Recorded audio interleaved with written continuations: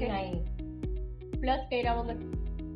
fitting કરી ત્યારે plus કર્યા વગર લેવાનું 25 એનું હાફ લેવાનું તો 12.5 હાફ માપ લઈએ જે માપ હોય એનું હાફ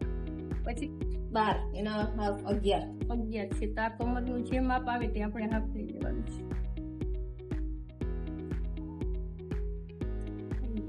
આ સાંધા આપણે નીચે રાખવાના બરોબર તો આ ફિટિંગ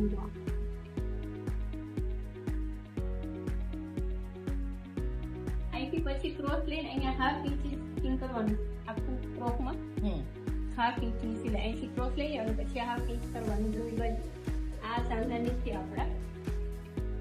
પછી ક્રોસ કરીને હાફ ઇંચ નીચે છેટલી સિલાઈ લઈ લેવાની એટલું જ કરવાનું કામ હવે બે જ લેવાનું છાતી